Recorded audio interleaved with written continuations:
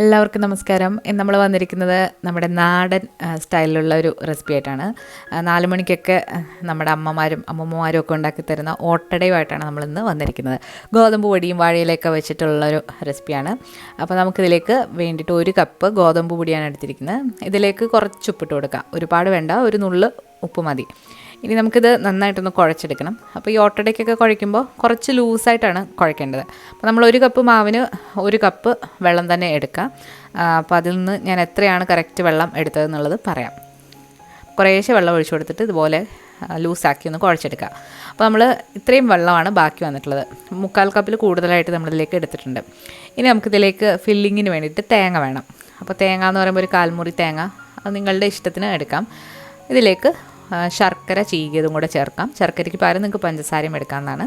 നല്ലൊരു ഫ്ലേവറിന് വേണ്ടിയിട്ട് കുറച്ച് ഏലക്കപ്പൊടിയും കൂടെ ഇട്ടിട്ട് നന്നായിട്ട് കൈവച്ചിട്ടൊന്ന് മിക്സാക്കി എടുക്കാം. ഇതിനോടൊപ്പം തന്നെ നിങ്ങൾക്ക് വേണമെന്നുണ്ടെങ്കിൽ പഴവും ഏത്തപ്പഴവും ഒക്കെ അരിഞ്ഞ് ചേർക്കാവുന്നതാണ്. അത് നിങ്ങളുടെ ഇഷ്ടം. അപ്പോൾ നന്നായിട്ട് കൈവച്ചിട്ട് മിക്സാക്കി ഫില്ലിങ് നമ്മൾ മാറ്റി വെക്കാം. അപ്പോൾ ഇനി നമ്മൾ ഓട്ടട ഉണ്ടാക്കാനായിട്ട് വേണ്ട മറ്റൊരു കാര്യമാണ് വാഴയില. അപ്പോൾ വാഴയില നമ്മൾ കീറിയെടുത്തിട്ടുണ്ട്. ഓട്ടട ഉണ്ടാക്കുമ്പോൾ ചിലപ്പോൾ നമ്മളത് ഇളക്കുമ്പോൾ ഇളകി വരാനായിട്ട് ചിലപ്പോൾ അതിൽ ഒട്ടിപ്പിടിച്ചിരിക്കും. അപ്പോൾ അതൊഴിവാക്കാനായിട്ട് കുറച്ച് എണ്ണ ഒന്ന് ഈ വാഴയിലയിൽ തടവുകയാണെന്നുണ്ടെങ്കിൽ വളരെ ഈസി ആയിട്ട് നമുക്ക് ഇളക്കിയെടുക്കാനായിട്ട് പറ്റും. ഇനി നമ്മൾ തയ്യാറാക്കി വെച്ചിരിക്കുന്ന മാവിൽ നിന്നും കുറേശ്ശെ എടുത്തിട്ട് നമ്മുടെ കൈ കുറച്ച് വെള്ളത്തിലൊന്ന് മുക്കിയതിന് ശേഷം നല്ല കട്ടി കുറച്ച് തന്നെ ഒന്ന് പരത്തിയെടുക്കാം. അപ്പോൾ നിങ്ങൾക്ക് ഓട്ടടയ്ക്ക് പകരം നിങ്ങൾക്കിത് ഇലയപ്പം ആക്കിയും എടുക്കാവുന്നതാണ്. പക്ഷേ ഓട്ടടയ്ക്ക് ഒരു പ്രത്യേക ടേസ്റ്റാണ്. നമ്മൾ ഈ പാത്രത്തിൽ ഇട്ട് ചുട്ടെടുക്കുമ്പോൾ ഒരു പ്രത്യേക ടേസ്റ്റാണ്. അപ്പോൾ വളരെ കനം കുറച്ച് നമ്മൾ എല്ലാ സൈഡിലേക്കും പരത്തിയെടുത്തിട്ടുണ്ട്. ഇനി നമ്മൾ തയ്യാറാക്കി വെച്ചിരിക്കുന്ന ഫില്ലിങ്ങിൽ നിന്നും കുറച്ചെടുത്ത് ഒന്ന് നിരത്തി കൊടുക്കാം. നമുക്കൊരു സൈഡ് ഇതിലേക്ക് മടക്കി വെച്ചിട്ട് നമുക്കിത് ഓട്ടടയാക്കിയെടുക്കാം.